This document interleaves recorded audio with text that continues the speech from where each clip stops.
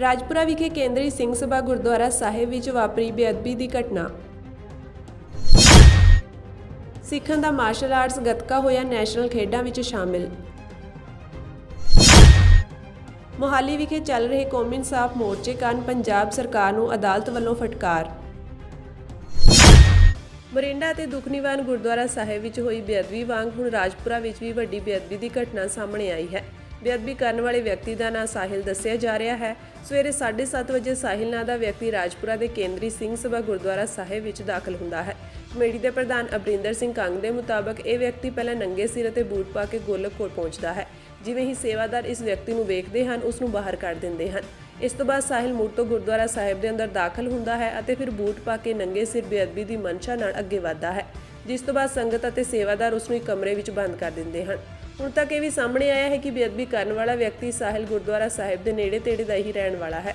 ਗੁਰਦੁਆਰਾ ਪ੍ਰਬੰਧਕ committee ਦੇ ਪ੍ਰਧਾਨ ਮੁਤਾਬਕ ਕਾਫੀ ਦੇਰ ਸਾਹਿਲ ਤੋਂ ਪੁੱਛਗਿੱਛ ਕੀਤੀ ਗਈ ਤਾਂ ਉਸਨੇ ਦੱਸਿਆ ਕਿ ਪਿਤਾ ਨੇ ਉਸ ਨੂੰ ਭੇਜਿਆ ਹੈ। ਜਦੋਂ ਪਿਤਾ ਨੂੰ ਉੱਥੇ ਬੁਲਾਇਆ ਜਾਂਦਾ ਹੈ ਤਾਂ ਉਹ ਦੱਸਦੇ ਹਨ ਕਿ ਪੁੱਤਰ ਦਿਮਾਗੀ ਤੌਰ ਤੇ ਠੀਕ ਨਹੀਂ ਹੈ, ਜਦਕਿ ਬੇਅਦਬੀ ਕਰਨ ਵਾਲਾ ਸਾਹਿਲ ਕਾਰ ਤੇ ਆਉਂਦਾ ਹੈ ਅਤੇ ਦੱਸਿਆ ਜਾ ਰਿਹਾ ਹੈ ਕਿ ਉਹ ਚੰਡੀਗੜ੍ਹ ਵਿੱਚ ਨੌਕਰੀ ਵੀ ਕਰਦਾ ਹੈ। ਕਮੇਟੀ ਵੱਲੋਂ ਵੀ ਹੋਰ ਜ਼ੋਰ ਮੰਗ ਕਰਦੇ ਹਾਂ ਵੀ ਤੇ ਸਖਤ ਤੋਂ ਸਖਤ ਜਿਹੜੀਆਂ ਧਾਰਾਵਾਂ ਲਗਾਈਆਂ ਜਾਣ। ਸੰਗਤ ਦੇ ਵਿੱਚ ਬਹੁਤ ਰੋਸ ਹੈ, ਇਹ ਨਾ ਹੋਵੇ ਸੰਗਤ ਜਿਹੜੀ ਇਕੱਠੀ ਹੋ ਕੇ ਫੇਰ ਕੋਈ ਗਲਤ ਕਦਮ ਚੁੱਕੇ। ਮਹਾਰਾਜ ਜੀ ਗੇਟ ਦੇ ਨੇੜੇ ਪਹੁੰਚ ਗਏ ਸੀਗੇ? ਬਿਲਕੁਲ ਨੇੜੇ ਪਹੁੰਚ ਚੁੱਕਿਆ ਸੀਗਾ, ਪਰ ਸੇਵਾਦਾਰਾਂ ਨੇ ਬਹੁਤ ਹੀ ਹਿੰਮਤ ਕਰਕੇ ਇਹਨੂੰ ਜਿਹੜਾ ਕਾਬੂ ਕੀਤਾ। ਪੈਰਾਂ 'ਚ ਕੀ ਪਾਏ ਹੋਏ? ਪੈਰਾਂ ਵਿੱਚ ਇਹਨੇ ਬੂਟ ਪਾਏ ਹੋਏ ਸੀਗੇ, ਬੂਟਾਂ ਦੇ ਨਾਲ ਹੀ ਅੰਦਰ ਸਿਰ ਤੱਕ ਪਹੁੰਚਿਆ। ਸਿਰ ਤੇ ਉੱਪਰ ਕੁਝ ਰਮਾਨਾ ਪਤਾ? ਸਿਰ ਨੰਗਾ ਸੀਗਾ ਬਿਲਕੁਲ।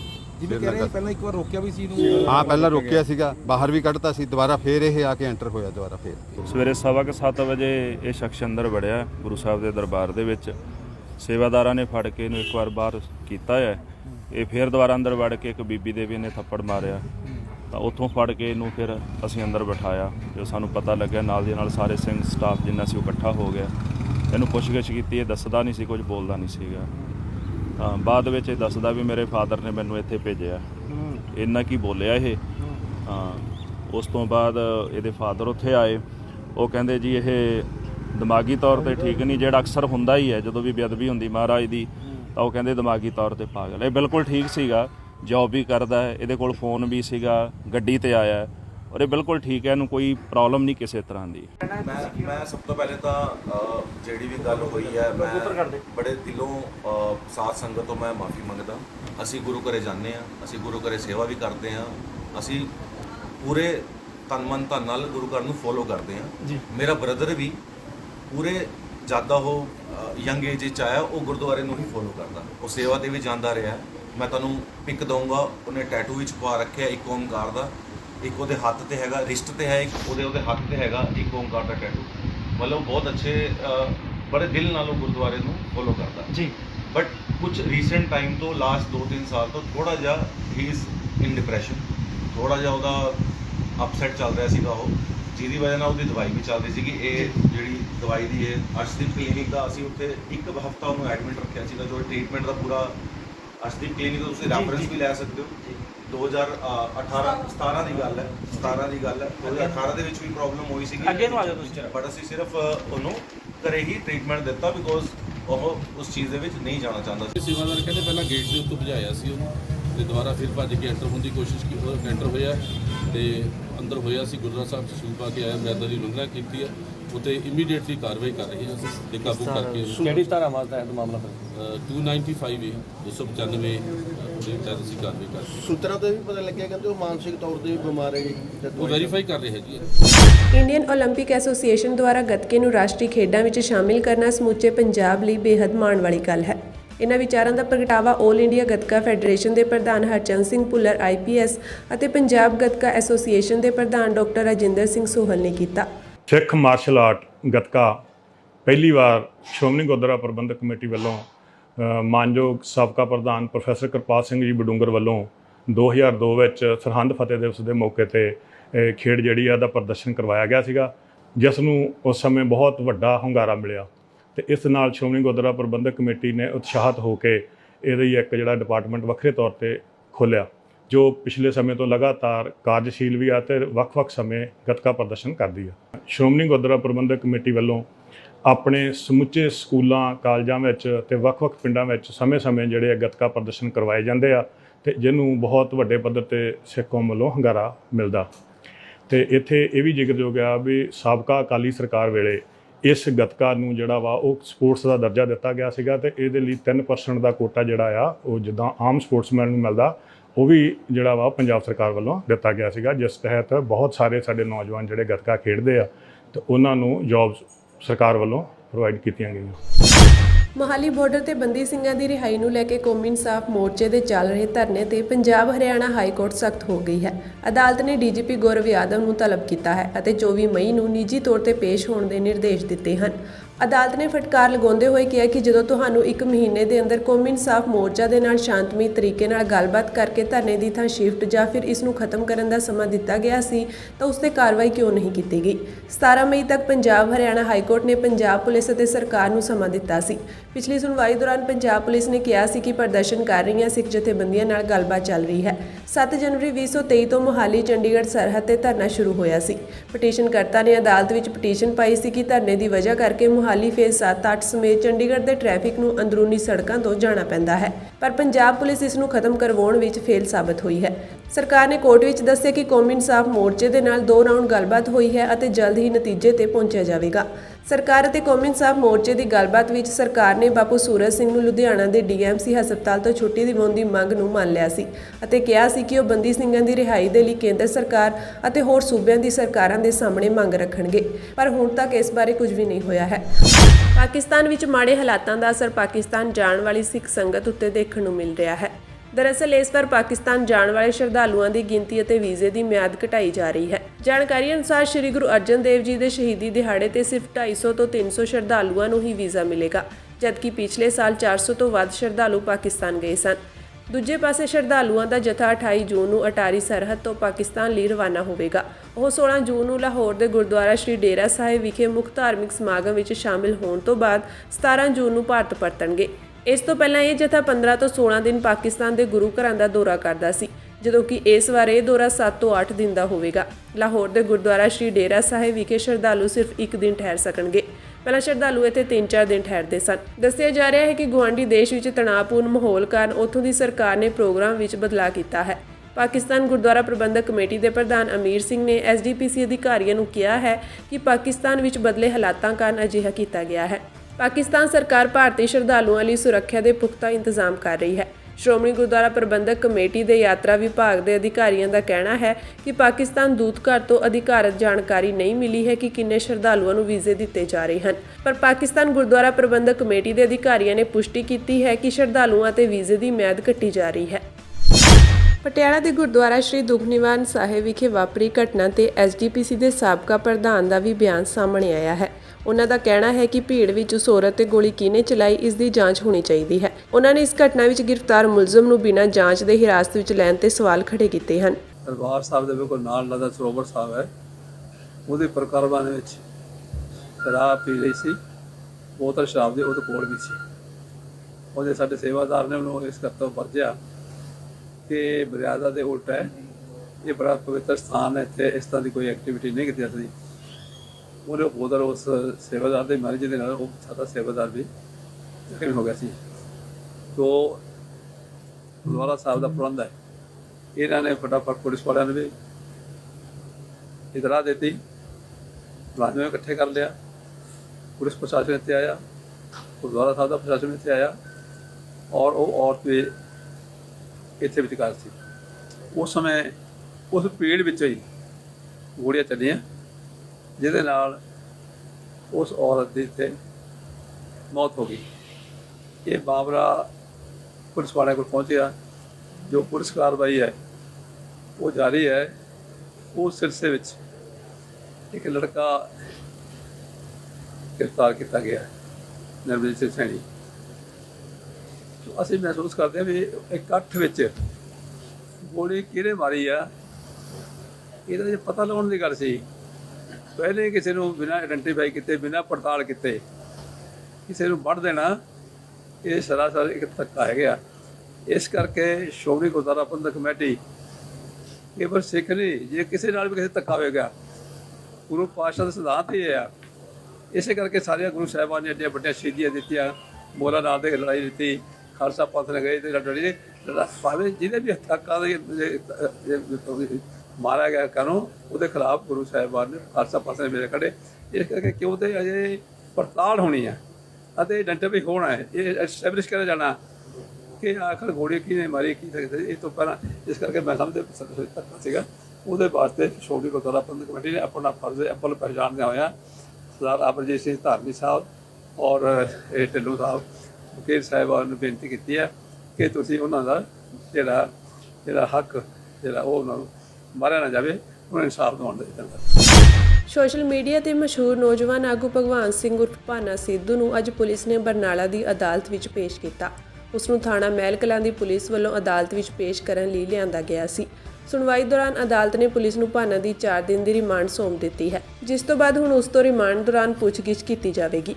ਭਾਨਾ ਸਿੱਧੂ ਨੇ ਕਚਹਿਰੀ ਤੋਂ ਬਾਹਰ ਆ ਕੇ ਕਿਹਾ ਕਿ ਉਸ ਨੂੰ ਇੱਧਰ-ਉੱਧਰ ਧਕੇਲਿਆ ਜਾ ਰਿਹਾ ਹੈ ਅਤੇ ਲੋਕ ਸਭ ਦੇਖ ਰਹੇ ਹਨ। ਪੁਲਿਸ ਅਧਿਕਾਰੀਆਂ ਨੇ ਦੱਸਿਆ ਕਿ ਮੁਲਜ਼ਮ ਨੂੰ ਅੱਜ ਬਰਨਾਲਾ ਦੀ ਅਦਾਲਤ ਵਿੱਚ ਪੇਸ਼ ਕੀਤਾ ਗਿਆ ਹੈ ਅਤੇ ਅਦਾਲਤ ਨੇ ਉਸ ਨੂੰ 4 ਦਿਨ ਦੇ ਪੁਲਿਸ ਰਿਮਾਂਡ ਤੇ ਭੇਜਿਆ ਹੈ। ਮਹਿਲ ਕਲਾਂ ਥਾਣਾ ਬਰਨਾਲਾ ਵਿਖੇ ਉਸ ਖਿਲਾਫ 199, 355, 506, 500 ਅਤੇ SC/ST ਦੀਆਂ ਧਾਰਾਵਾਂ ਦਰਜ ਕੀਤੀਆਂ ਗਈਆਂ ਹਨ। ਭਗਵਾਨ ਸਿੰਘ ਉਰਫ ਭਾਨਾ ਸਿੱਧੂ ਵਾਸੀ ਕੋਟਦੋਨਾ ਦੇ ਖਿਲਾਫ ਇਹ ਜਿਹੜਾ ਮੁਕੱਦਮਾ ਦਰਜ ਹੋਇਆ ਸੀਗਾ, ਇਸ ਮੁਕੱਦਮੇ ਦੇ ਅੱਗੇ ਕਾਰਵਾਈ ਕਰਦੇ ਹਾਂ। ਅੱਜ ਮਿਤੀ 15/5/23 ਨੂੰ in charge CIA Baljit Singh inspector ਦੀ ਟੀਮ ਵੱਲੋਂ ਜ਼ਿਲ੍ਹਾ ਬਠਿੰਡਾ ਏਰੀਆ ਦੇ ਵਿੱਚੋਂ ਦੋਸ਼ੀ ਭਗਵਾਨ ਸਿੰਘ ਉਰਫ ਭਾਨਾ ਸਿੱਧੂ ਨੂੰ ਗ੍ਰਿਫਤਾਰ ਕਰਕੇ ਮੁਕੱਦਮਾ ਦੇ ਵਿੱਚ ਕੀਤਾ ਗਿਆ।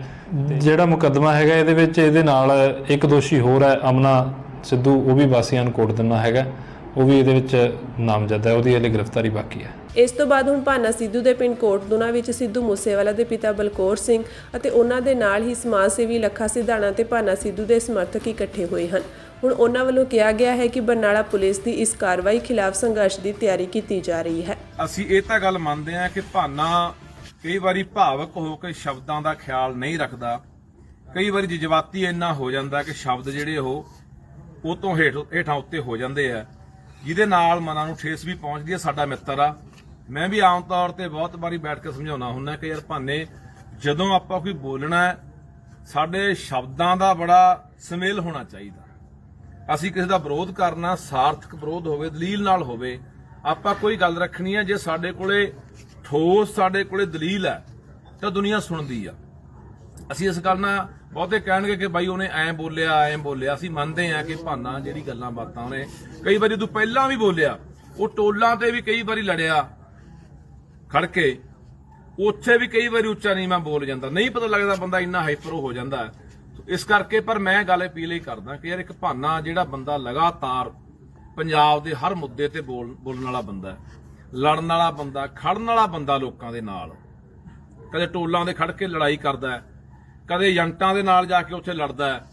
ਜਿਹੜੇ ਮੇਰੇ ਧਿਆਨ 'ਚ ਇਹ ਗੱਲਾਂ ਸਾਰੀਆਂ ਕਿ ਕਿੰਨੇ ਲੱਖਾਂ ਰੁਪਏ ਏਜੰਟਾਂ ਦੇ ਕੋਲੋਂ ਦੱਬੇ ਹੋਏ ਭਾਨੇ ਵਰਗਿਆਂ ਨੇ ਵਾਪਸ ਕਰਾਏ ਆ, ਤੇ ਕਿੰਨੇ ਏਜੰਟ ਜਿਨ੍ਹਾਂ ਨੂੰ ਮੈਂ ਜਾਣਦਾ, ਗੌਰਵ ਤਲਵਾੜ ਵਰਗੇ ਬੰਦੇ ਲੈ ਕੇ ਇੱਥੇ ਭਾਨੇ ਦੇ ਘਰੇ ਸਮਝੌਤਾ ਕਰਨ ਵੀ ਆਏ ਵੀ ਤੂੰ ਭਾਨਿਆ ਬੋਲਣ ਵਾਲੀ ਆ, ਚੱਕ ਤੈਨੂੰ ਕਿੰਨੇ ਪੈਸੇ ਲੋੜ ਹੈ ਦੇਣ ਨੂੰ ਤਿਆਰ ਆ। ਪਰ ਉਹ ਨਾ ਬੰਦਾ ਕਦੇ ਵਿਕਿਆ ਨਾ ਝੁਕਿਆ। ਹਮੇਸ਼ਾ ਸਰਕਾਰ ਦੀਆਂ ਜਿੰਨੀਆਂ ਗਲਤ ਨੀਤੀਆਂ ਨੇ, ਜਿੰਨੀਆਂ ਇਹ ਹੁਣ ਤੱਕ ਲੈ ਕੇ 14-15 ਮਹੀਨਿਆਂ ਦੇ ਵਿੱਚ, ਹੁਣ ਤੱਕ ਨਹੀਂ, ਉਦੋਂ ਪਿੱਛੇ ਵੀ ਆਪਾਂ ਚਲੇ ਜਾਗੇ 5 ਸਾਲ ਕਾਂਗਰਸ ਸਰਕਾਰ ਰਹੀ ਹੈ, ਉਦੋਂ ਪਹਿਲਾਂ ਬਾਦਲਾਂ ਦੀ ਸਰਕਾਰ ਰਹੀ ਹੈ, ਬਾਦਲਾਂ ਵੇਲੇ ਵੀ ਕਾਂਗਰਸ ਵੇਲੇ ਵੀ ਜਦੋਂ ਕੋਈ ਸਰਕਾਰਾਂ ਨੇ ਇੱਥੇ ਗਲਤ ਜਿਹੜੀਆਂ ਕਾਰਵਾਈਆਂ ਕੀਤੀਆਂ ਨੇ, ਗਲਤ ਨੀਤੀਆਂ ਲੈ ਕੇ ਆਏ ਆ, ਲੋਕਾਂ ਨਾਲ ਧੱਕਾ ਕੀਤਾ, ਤਾਂ ਭਾਨਾ ਹਰ ਸਮੇਂ ਬੋਲਦਾ ਰਿਹਾ, ਆਪਣੇ ਲੋਕਾਂ ਨਾਲ ਖੜਦਾ ਰਿਹਾ।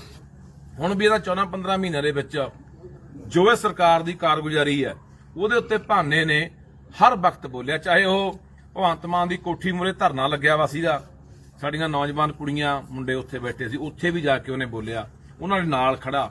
ਉੱਥੇ ਜਦੋਂ ਬੋਲਿਆ ਉਦੋਂ ਵੀ ਇਹ ਗੱਲਾਂ ਉਹ ਤੋਂ ਬੋਲੀਆਂ ਗਈਆਂ ਕਿ ਭਗਵੰਤ ਮਾਨ ਦੀ ਜਿਹੜੀ ਮਾਤ ਹੈ ਭਾਈ ਉਦੋਂ ਘਰ ਘਰ ਵੋਟਾਂ ਮੰਗਦੀ ਫਿਰਦੀ ਸੀ, ਹੁਣ ਇਹਨਾਂ ਦੀ ਸਾਰ ਨਹੀਂ ਲੈਂਦੇ, ਹੁਣ ਅੰਦਰ ਬੜੇ ਬੈਠੇ ਆ।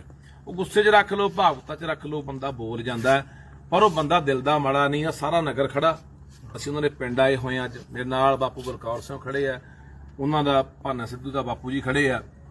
ਸੋ ਮੈਂ ਅਪੀਲ ਕਰਦਾ ਬਾਈ, ਇਹ ਸਰਕਾਰ ਨੇ ਇੱਕ ਨੀਤੀ ਬਣਾ ਲਈ ਕਿ ਯਾਰ ਅਸੀਂ ਜਿਹੜਾ ਬੰਦਾ ਬੋਲੂਗਾ, ਜਿਹੜਾ ਬੰਦਾ ਆਵਾਜ਼ ਬੁਲੰਦ ਕਰੂਗਾ, ਜਿਹੜਾ ਬੰਦਾ ਇਹਨਾਂ ਦੀਆਂ ਕਰਤੂਤਾਂ ਜੱਗ ਜ਼ਾਹਰ ਕਰੂਗਾ, ਉਹ ਬੰਦਾ ਅਸੀਂ ਬਖਸ਼ਣਾ ਨਹੀਂ, ਕਿਸੇ ਰੂਪ 'ਚ ਵੀ ਅਸੀਂ ਉਹਨੂੰ ਲਪੇਟਣਾ ਹੈ। ਜੇ ਭਾਵੇਂ ਵਰਗੇ ਜਾਗਰੂਕ ਨੌਜਵਾਨ ਵੀ ਅਸੀਂ ਬਚਾ ਨਾ ਸਕੇ, ਮੈਂ ਮੰਨਦਾ ਉਹਦੇ 'ਚ ਕਮੀ ਹੈਗੀ ਹੈ। ਮੈਂ ਸਭ ਤੋਂ ਪਹਿਲਾਂ ਆਪਣੀ ਕਮੀ ਮੰਨ ਲੈਣੀ ਚਾਹੀਦੀ ਵੀ ਜਿੱਥੇ ਅਸੀਂ ਗਲਤ ਹਾਂ, ਭਾਸ਼ਾ ਦਾ ਬੋਲਣ ਦਾ ਢੰਗ ਸਾਨੂੰ ਵੀ ਨਹੀਂ ਚੰਗਾ ਲੱਗਾ ਵੀਡੀਓ ਤੇ ਜਿਸ ਤਰ੍ਹਾਂ ਦੀ ਗੱਲ ਹੋਈ ਹੈ, ਉਸ ਗੱਲ ਲਈ ਉਹਨੂੰ ਸਮਝਾਇਆ ਜਾਣਾ ਚਾਹੀਦਾ। ਮੈਂ ਵੀ ਇਸ ਗੱਲ ਦੇ ਹੱਕ 'ਚ ਹਾਂ, ਪਰੰਤੂ ਇਹ ਉਹਦਾ ਐਡਾ ਵੱਡਾ ਕ੍ਰਾਈਮ ਨਹੀਂ ਸੀ ਜਿੰਨੀ ਪੁਲਿਸ ਨੇ ਮੁਸਤੈਦੀ ਦਿਖਾਈ ਸਵੇਰ।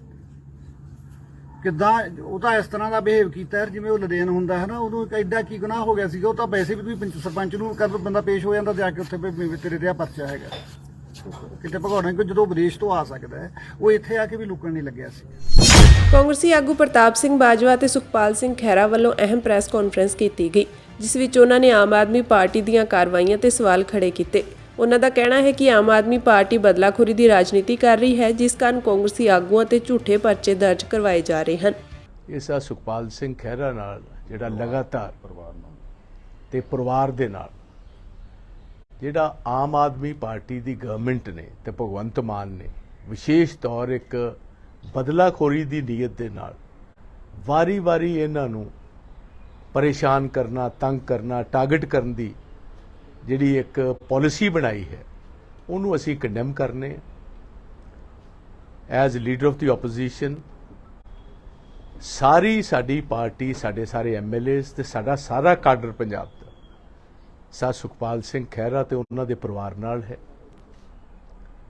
ਅਸੀਂ ਨਿਰੇ ਖਹਿਰਾ ਸਾਹਿਬ ਨਾਲ ਹੀ ਨਹੀਂ, ਜਿਹੜਾ ਵੀ ਆਦਮੀ ਅੱਜ ਪੰਜਾਬ ਦੇ ਵਿੱਚ ਟਾਰਗੇਟ ਕੀਤਾ ਜਾ ਰਿਹਾ, ਅਸੀਂ ਉਹਨਾਂ ਸਾਰਿਆਂ ਨਾਲ ਤਗੜੇ ਹੋ ਕੇ ਡੈਮੋਕ੍ਰੇਸੀ ਨੂੰ ਬਚਾਉਣ ਵਾਸਤੇ, ਲੋਕਤੰਤਰ ਨੂੰ ਬਚਾਉਣ ਵਾਸਤੇ ਉਹਦਾ ਸਾਥ ਦੇਵਾਂਗੇ। ਬੀਤੇ ਦਿਨੀ ਅਦਾਲਤ ਵੱਲੋਂ ਜ਼ੀਰਾ ਫੈਕਟਰੀ ਨੂੰ ਲੈ ਕੇ ਆਏ ਫੈਸਲੇ ਕਾਰਨ ਜ਼ੀਰਾ ਮੋਰਚੇ ਦੇ ਲੋਕਾਂ ਤੇ ਕਿਸਾਨ ਜਥੇਬੰਦੀਆਂ ਵਿੱਚ ਭਾਰੀ ਰੋਸ ਹੈ। ਉਹਨਾਂ ਦਾ ਕਹਿਣਾ ਹੈ ਕਿ ਇਸੇ ਕਰਕੇ ਮੋਰਚਾ ਅਜੇ ਤੱਕ ਜਾਰੀ ਹੈ, ਕਿਉਂਕਿ ਉਹਨਾਂ ਨੂੰ ਪੰਜਾਬ ਦੇ ਮੁੱਖ ਮੰਤਰੀ ਭਗਵੰਤ ਸਿੰਘ ਮਾਨ ਦੁਆਰਾ ਦਿੱਤੇ ਫੈਕਟਰੀ ਬੰਦ ਕਰਨ ਦੇ ਐਲਾਨ ਤੇ ਯਕੀਨ ਨਹੀਂ ਸੀ ਅਤੇ ਉਹ ਲਿਖਤੀ ਇਸ ਦਾ ਪ੍ਰਮਾਣ ਚਾਹੁੰਦੇ ਸਨ। ਜ਼ੀਰਾ ਦੇ ਲੋਕਾਂ ਦਾ ਕਹਿਣਾ ਹੈ ਕਿ ਆਮ ਆਦਮੀ ਪਾਰਟੀ ਦੀ ਸਰਕਾਰ ਨੇ ਜਲੰਧਰ ਦੀਆਂ ਚੋਣਾਂ ਜਿੱਤਣ ਸਾਰ ਹੀ ਪੰਜਾਬ ਦੇ ਲੋਕਾਂ ਨੂੰ ਵੱਡਾ ਤੋਹਫਾ ਦਿੱਤਾ ਹੈ, ਜਿਸ ਵਿੱਚ ਬਿਜਲੀ ਦਰਾਂ 'ਚ ਵਾਧਾ ਅਤੇ ਜ਼ੀਰਾ ਫੈਕਟਰੀ ਦਾ ਫੈਸਲਾ ਦਿੱਤਾ ਗਿਆ ਹੈ। ਗੱਲ ਇਹ ਹੈ ਕਿ ਮੈਂ ਜਲੰਧਰ ਲੋਕ ਸਭਾ ਨਿਵਾਸੀਆਂ ਦਾ ਧੰਨਵਾਦ ਕਰਦਾ, ਕਿਉਂਕਿ ਇਹਨਾਂ ਨੂੰ ਬਹੁਤ ਅਸੀਂ ਸਮਝਾਇਆ ਸੀਗਾ ਕਿ ਜਿਹੜੇ ਮਾਲਵੇ ਦੇ ਲੋਕ ਸੀ ਜਾਂ ਮਾਝੇ ਦੇ ਲੋਕ ਸੀ, ਜੇ ਉਹਨਾਂ ਤੋਂ ਗਲਤੀ ਹੋਈ ਸੀਗੀ ਤਾਂ ਤੁਸੀਂ ਉਹਨਾਂ ਨੂੰ ਸੁਧਾਰੋ।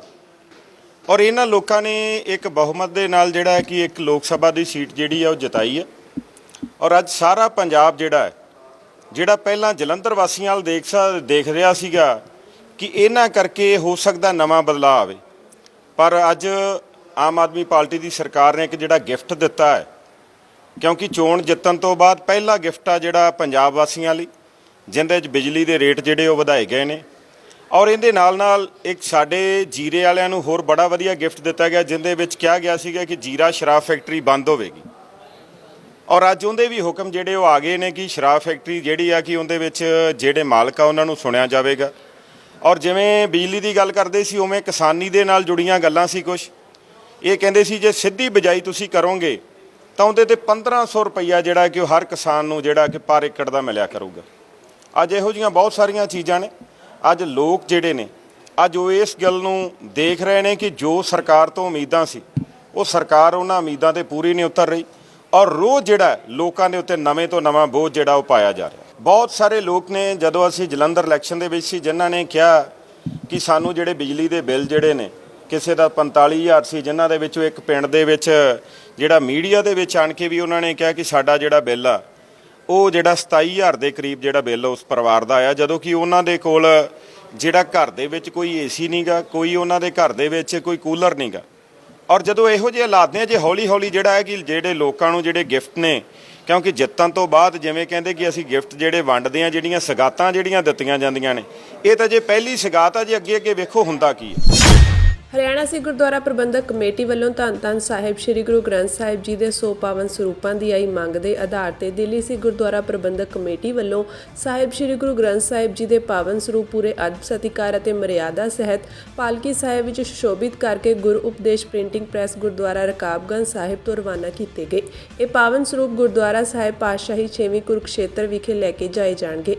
ਅੱਜ ਹਰਿਆਣਾ ਸਿੱਖ ਗੁਰਦੁਆਰਾ ਪ੍ਰਬੰਧਕ ਕਮੇਟੀ ਵੱਲੋਂ ਜਿਹੜੀ ਬੇਨਤੀ ਆਈ ਸੀ ਮਹਾਰਾਜ ਦੇ ਸਰੂਪਾਂ ਬਾਰੇ, ਜਿਹੜੀ ਉੱਥੇ ਦੀ ਸੰਗਤ ਦੀ ਬਹੁਤ ਵੱਡੀ ਲੋੜ ਹੈ, ਬਹੁਤ ਵੱਡੀ ਮੰਗ ਹੈ, ਉਹਨੂੰ ਅੱਜ ਗੁਰਦੁਆਰਾ ਰਕਾਬਗੰਜ ਸਾਹਿਬ ਜਿਹੜੀ ਗੁਰੂ ਉਪਦੇਸ਼ ਪ੍ਰਿੰਟਿੰਗ ਪ੍ਰੈਸ ਜਿਹੜਾ ਬੜਾ ਮਾਣ ਹੈ ਕੌਮ ਦਾ ਕਿ ਜਿਹੜੀਆਂ ਦੋ ਸੰਸਥਾਵਾਂ ਸ਼੍ਰੋਮਣੀ ਗੁਰਦੁਆਰਾ ਪ੍ਰਬੰਧਕ ਕਮੇਟੀ ਔਰ ਦਿੱਲੀ ਸਿੱਖ ਗੁਰਦੁਆਰਾ ਪ੍ਰਬੰਧਕ ਕਮੇਟੀ ਦੀ ਇੱਥੇ ਜਿੱਥੇ ਮਹਾਰਾਜ ਦੀ ਸੇਵਾ ਹੁੰਦੀ ਹੈ, ਛਪਾਈ ਹੁੰਦੀ ਹੈ, ਉੱਥੋਂ ਅੱਜ 100 ਸਰੂਪ ਮਹਾਰਾਜ ਦੇ ਇੱਥੋਂ ਕੁਰੂਕਸ਼ੇਤਰ ਲਈ ਲਿਜਾਏ ਜਾ ਰਹੇ ਆ ਔਰ ਜਿਸ ਮਾਨ ਮਰਿਆਦਾ ਦੇ ਨਾਲ ਮਹਾਰਾਜ ਦੀ ਇੱਥੇ ਸੇਵਾ ਕੀਤੀ ਜਾ ਰਹੀ ਹੈ। ਸਾਰੀਆਂ ਸੰਸਥਾਵਾਂ ਵੀ ਇੱਥੇ ਆਈਆਂ ਹੋਈਆਂ, ਟੀਮ ਉਹਨਾਂ ਦੀ ਜਿਹੜੀ ਹਰਿਆਣਾ ਕਮੇਟੀ ਤੋਂ ਉਚੇਚੇ ਤੌਰ ਤੇ ਜਿਹੜੀ ਸੇਵਾ ਸੰਭਾਲ ਕਰਦੀ ਹੈ ਗੁਰੂ ਗ੍ਰੰਥ ਸਾਹਿਬ ਮਹਾਰਾਜ ਜੀ ਦੀ, ਉਹ ਆਪਣੀਆਂ ਬੱਸਾਂ ਲੈ ਕੇ ਆਏ ਨੇ ਔਰ ਸਾਡੇ ਧਰਮ ਪ੍ਰਚਾਰ ਕਮੇਟੀ ਦੇ ਸਹਿਯੋਗ ਦੇ ਨਾਲ ਇਹ ਸਾਰੇ ਕਾਰਜ ਪੂਰੇ ਹੋ ਰਹੇ ਨੇ। ਦਿੱਲੀ ਸਿੱਖ ਗੁਰਦੁਆਰਾ ਪ੍ਰਬੰਧਕ ਕਮੇਟੀ ਵੱਲੋਂ ਹਰਿਆਣਾ ਸਿੱਖ ਗੁਰਦੁਆਰਾ ਪ੍ਰਬੰਧਕ ਕਮੇਟੀ ਜੋ ਕਿ ਧਰਮ ਪ੍ਰਚਾਰ ਦੇ ਲਈ ਔਰ ਹਰਿਆਣਾ ਦੇ ਵੱਖ-ਵੱਖ ਗੁਰਦੁਆਰਾ ਸਾਹਿਬ ਦੇ ਵਿੱਚ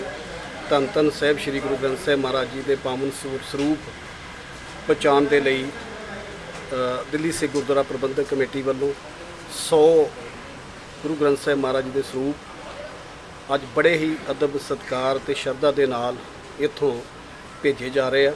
ਸੁੰਦਰ ਪਾਲਕੀ ਸਾਹਿਬ ਦੇ ਵਿੱਚ ਸਜਾ ਕੇ ਪੂਰਨ ਮਰਿਆਦਾ ਦੇ ਨਾਲ, ਤਾਂ ਕਿ ਹਰਿਆਣਾ ਸਿੱਖ ਗੁਰਦੁਆਰਾ ਪ੍ਰਬੰਧਕ ਕਮੇਟੀ ਹਰਿਆਣੇ ਦੇ ਸਾਰੇ ਇਲਾਕਿਆਂ ਦੇ ਵਿੱਚ ਬਾਣੀ ਦਾ ਪ੍ਰਚਾਰ ਅਤੇ ਪ੍ਰਸਾਰ ਕਰ ਸਕੇ।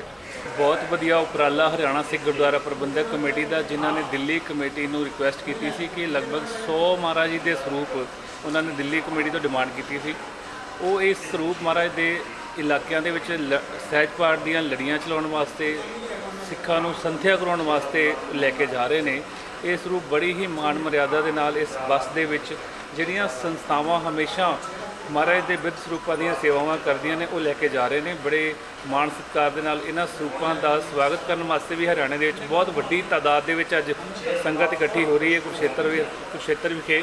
ਮੈਂ ਹਰਿਆਣੇ ਦੀਆਂ ਸਾਰੀਆਂ ਸੰਗਤਾਂ ਨੂੰ ਇਸ ਗੱਲ ਦੀ ਵਧਾਈ ਵੀ ਦਿੰਦਾ ਜਿਨ੍ਹਾਂ ਨੇ ਇਹ ਪ੍ਰਚਾਰ ਦੀ ਲਹਿਰ ਨੂੰ ਸ਼ੁਰੂ ਕੀਤਾ, ਸਹਿਜ ਪਾਠਾਂ ਦੀ ਲੜੀ ਨੂੰ ਸ਼ੁਰੂ ਕੀਤਾ।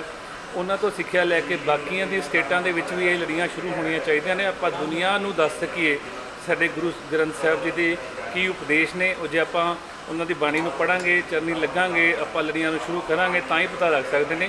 ਇਸ ਗੱਲ ਦੀ ਹਰਿਆਣਾ ਸਿੱਖ ਗੁਰਦੁਆਰਾ ਪ੍ਰਬੰਧਕ ਕਮੇਟੀ ਨੂੰ ਬਹੁਤ-ਬਹੁਤ ਵਧਾਈਆਂ। ਪ੍ਰਦਰਸ਼ਨ ਕਰ ਰਹੇ ਪਹਿਲਵਾਨਾਂ ਅਤੇ ਉਹਨਾਂ ਦੇ ਸਮਰਥਕਾਂ ਨੇ ਅੱਜ ਇੱਥੇ ਕਨੌਟ ਪੈਲੇਸ ਸਥਿਤ ਹਨੂਮਾਨ ਮੰਦਿਰ ਵੱਲ ਮਾਰਚ ਕੀਤਾ ਅਤੇ ਭਾਰਤੀ ਕੁਸ਼ਤੀ ਫੈਡਰੇਸ਼ਨ ਦੇ ਸਾਬਕਾ ਮੁਖੀ ਬ੍ਰਿਜ ਭੂਸ਼ਣ ਸ਼ਰਨ ਸਿੰਘ ਦੀ ਗ੍ਰਿਫਤਾਰੀ ਦੀ ਮੰਗ ਕੀਤੀ।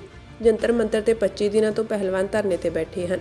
ਇਸ ਮੌਕੇ ਭੀਮ ਆਰਮੀ ਦੇ ਪ੍ਰਧਾਨ ਚੰਦਰ ਸ਼ੇਖਰ ਆਜ਼ਾਦ ਤੋਂ ਇਲਾਵਾ ਪਹਿਲਵਾਨਾਂ ਦੇ ਨਾਲ ਸੈਂਕੜੇ ਸਮਰਥਕ ਮੌਜੂਦ ਸਨ। ਪ੍ਰਦਰਸ਼ਨਕਾਰੀ ਪਹਿਲਵਾਨ ਬੰਗਲਾ ਸਾਹਿਬ ਗੁਰਦੁਆਰਾ ਸਾਹਿਬ ਮੱਥਾ ਟੇਕਣ ਵੀ ਗਏ। ਰਾਸ਼ਟਰੀ ਜਾਂਚ ਏਜੰਸੀ NIA ਨੇ ਦਿੱਲੀ, UP, ਪੰਜਾਬ ਤੋਂ ਲੈ ਕੇ ਰਾਜਸਥਾਨ ਤੱਕ ਦੇਸ਼ ਭਰ ਵਿੱਚ 122 ਟਿਕਾਣਿਆਂ ਤੇ ਛਾਪੇਮਾਰੀ ਕੀਤੀ ਹੈ। ਇਹ ਛਾਪੇਮਾਰੀ ਗੈਂਗਸਟਰ ਅੱਤਵਾਦੀ ਨੈਟਵਰਕ ਨਾਲ ਜੁੜੇ ਲੋਕਾਂ ਤੇ ਕੀਤੀ ਗਈ ਹੈ। ਦੱਸਿਆ ਜਾ ਰਿਹਾ ਹੈ ਕਿ NIA ਵੱਲੋਂ ਇਹ ਛਾਪੇਮਾਰੀ ਲਾਰੈਂਸ ਬਿਸ਼ਨੋਈ, ਗੋਲਡੀ ਬਰਾੜ, ਨੀਰਜ ਬਵਾਨਾ ਸਮੇਤ 1 ਦਰਜਨ ਦੇ ਕਰੀਬ ਗੈਂਗਸਟਰਾਂ ਦੇ ਕਰੀਬੀਆਂ ਤੇ ਕੀਤੀ ਗਈ ਹੈ।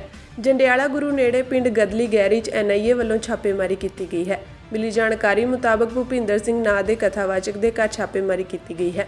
ਇਹ ਛਾਪੇਮਾਰੀ ਵਿਦੇਸ਼ਾਂ ਤੋਂ ਹੋਈ ਫੰਡਿੰਗ ਮਾਮਲੇ 'ਚ ਕੀਤੀ ਗਈ ਹੈ। ਫਿਲਹਾਲ ਮੀਡੀਆ ਨੂੰ ਪਿੰਡ 'ਚ ਦਾਖਲ ਹੋਣ ਤੋਂ ਰੋਕਿਆ ਜਾ ਰਿਹਾ ਹੈ। ਇਸ ਤੋਂ ਇਲਾਵਾ NIA ਦੀ ਟੀਮ ਬਠਿੰਡਾ ਤੋਂ ਇੱਕ ਵਿਅਕਤੀ ਨੂੰ ਪੁੱਛਗਿੱਛ ਦੇ ਲਈ ਆਪਣੇ ਨਾਲ ਲੈ ਕੇ ਆ ਗਈ ਹੈ। ਦੱਸਿਆ ਜਾ ਰਿਹਾ ਹੈ ਕਿ ਦਿੱਲੀ, NCR, ਹਰਿਆਣਾ, ਪੰਜਾਬ, ਰਾਜਸਥਾਨ, UP, ਉੱਤਰਾਖੰਡ, ਮੱਧ ਪ੍ਰਦੇਸ਼ 'ਚ 122 ਥਾਵਾਂ ਤੇ ਛਾਪੇਮਾਰੀ ਕੀਤੀ ਗਈ ਹੈ। ਇਹ ਛਾਪੇਮਾਰੀ ਦੇਸ਼ ਦੀ ਨਸ਼ਾ ਸਮਗਲਰਾਂ, ਗੈਂਗਸਟਰਾਂ ਦੇ ਗੱਠਜੋੜ ਦੇ ਸਬੰਧ ਵਿੱਚ ਕੀਤੀ ਗਈ ਹੈ। ਮਿਲੀ ਜਾਣਕਾਰੀ ਅਨੁਸਾਰ ਵਿਦੇਸ਼ਾਂ 'ਚ ਬੈਠੇ ਗੈਂਗਸਟਰ ਫੰਡਿੰਗ ਕਰਕੇ ਦਹਿਸ਼ਤ ਫੈਲਾਉਣ ਦੀ ਕੋਸ਼ਿਸ਼ ਕਰ ਰਹੇ ਹਨ। ਹਾਲ ਹੀ ਵਿੱਚ NIA ਨੇ MHA ਨੂੰ 14 ਦੇਸ਼ਾਂ ਵਿੱਚ ਬੈਠੇ 28 ਗੈਂਗਸਟਰਾਂ ਦੀ ਸੂਚੀ ਸੌਂਪੀ ਸੀ। MHA ਤੋਂ ਹਰੀ ਝੰਡੀ ਮਿਲਣ ਤੋਂ ਬਾਅਦ NIA ਨੇ ਵਿਦੇਸ਼ਾਂ 'ਚ ਬੈਠੇ ਗੈਂਗਸਟਰਾਂ ਖਿਲਾਫ ਵੱਡੀ ਕਾਰਵਾਈ ਸ਼ੁਰੂ ਕਰ ਦਿੱਤੀ ਹੈ। ਸੂਤਰਾਂ ਮੁਤਾਬਕ ਆਉਣ ਵਾਲੇ ਦਿਨਾਂ ਵਿੱਚ NIA ਹੋਰ ਗੈਂਗਸਟਰਾਂ ਤੇ ਵੀ ਵੱਡੀ ਕਾਰਵਾਈ ਕਰ ਸਕਦੀ ਹੈ। ਸਿੱਧੂ ਮੂਸੇਵਾਲਾ ਕਤਲकांड ਦੇ ਅਹਿਮ ਕਿਰਦਾਰ ਗੋਲਡੀ ਬਰਾੜ ਅਤੇ ਲਾਰੈਂਸ ਬਿਸ਼ਨੋਈ ਗੈਂਗ ਦੇ ਮੈਂਬਰ ਮੁੱਖ ਤੌਰ ਤੇ NIA ਦੇ ਨਿਸ਼ਾਨੇ ਤੇ ਹਨ।